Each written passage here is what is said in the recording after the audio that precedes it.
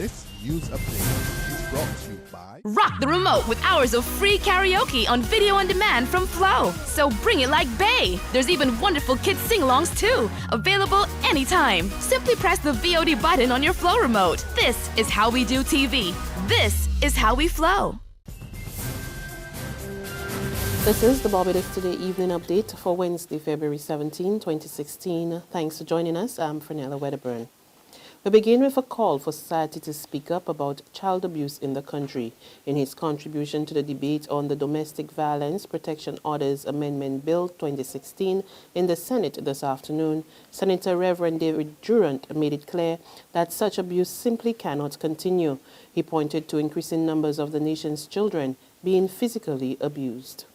Statistics shows that between the years 2002 and 2008, 1,594 cases of physical abuse of children were reported.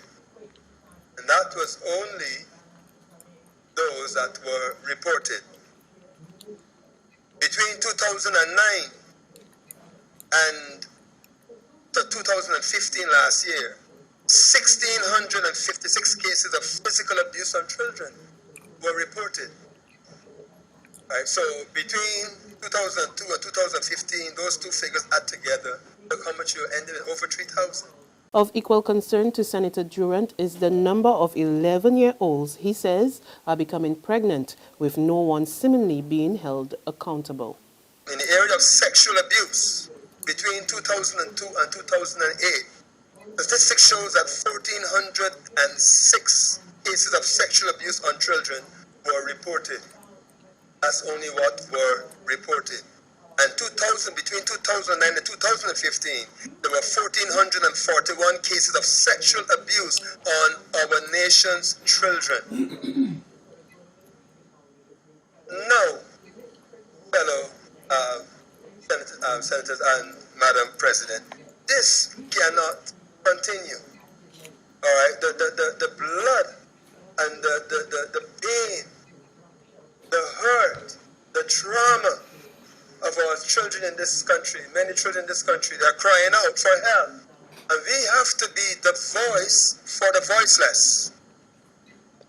On the neglected children, it is said between 2002 to 2015, statistics show that a total of 7,808 children were neglected.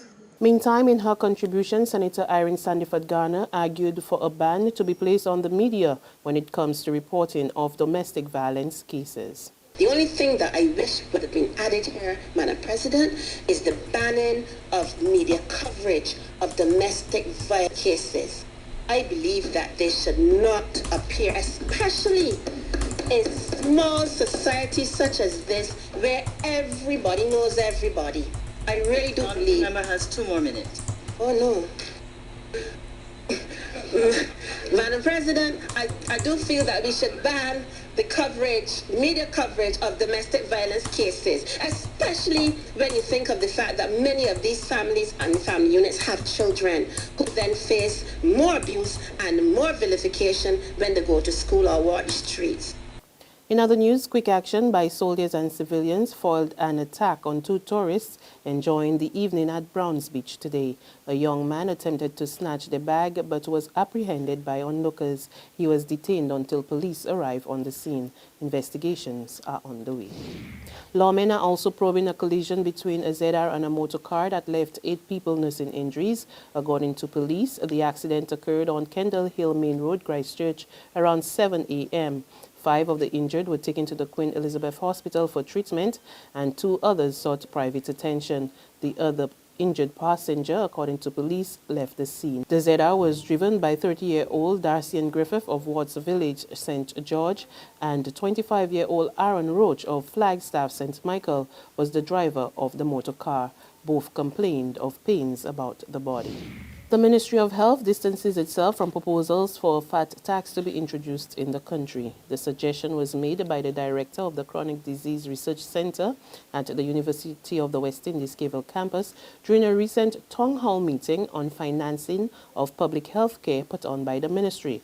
But in a statement, the ministry made it clear that it does not support the concept of such a tax, nor does it support any way as an approach to addressing healthcare financing in Barbados. The statement went on to say that such a tax would be discriminatory and is contrary to the principles of universal health coverage, which advocate for equal access to healthcare services regardless of health, social, or economic status. In sports, 177.5 points were all Good Shepherd Primary girls needed to retain their title in the Andrea Blackett zone of the National Primary Schools Athletics Championship. Ignatius Bayer Primary came in second with 156 points, and St. Albans Primary with 144.50 were third when competition ended today at the Usain Bolt complex. In the boys, St. Albans Primary got 200.50 points to dethrone St. Cyprian's boys, who came second with 193 points. St. Celius were third with 89.50 points. Shakasia Watson of Good Shepherd Primary and Aliyah Agad of Ignatius Bayer Primary scored 28 points to share the Victrix Lodorum title, and Akizwi Pierre of St. Cyprian's Primary is the victor Lodorum with 38 points. There's regional and international news after this short break. Secure your future, be financially strong. Since 1983, we have been there for you. A smart range of products, great tax benefits. We're the solution to your hopes and your dreams. The Barbados Workers Union Cooperative Credit Union. The Barbados Workers Union Cooperative Credit Union. Humble beginnings to smart loans, smart savings. Save smart and borrow smarter, that's the move for me. Stability, prosperity, we're the solution to your hopes and your dreams. The Barbados Workers Union Cooperative Credit Union. The Barbados Workers Union Cooperative Credit Union. Well, it may be the month of love, but it is also the month of AgriFest. It is here, AgriFest 2016 at Queen's Park on February 26th through 28th, highlighting the theme, Grow, Sell, Eat, We Beat. A humongous amount of attractions and activities for everybody. So don't Dixie doodle your physiog. I, Brother Daddy, will be there, along with my sheep, Dolly, Dootsy, and Dan. So come, let me celebrate the very best of agriculture in the Caribbean.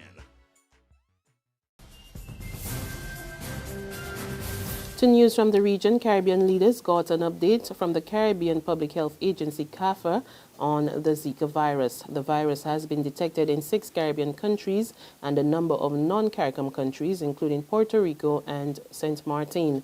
In a presentation to the leaders at the 27th Intersessional Summit in Belize, Dr. James Hospitalis, the executive director of CAFA, stressed the need for a coordinated regional response to the virus. This is a mosquito-borne virus, which the mosquito, the Aedes aegypti mosquito, transmits the same Zika, chikungunya, and dengue. So from the time last year we realized that this was a potential risk to the region. The first thing you do is you step up the monitoring mechanisms that you have to try to detect it early if it comes in different countries.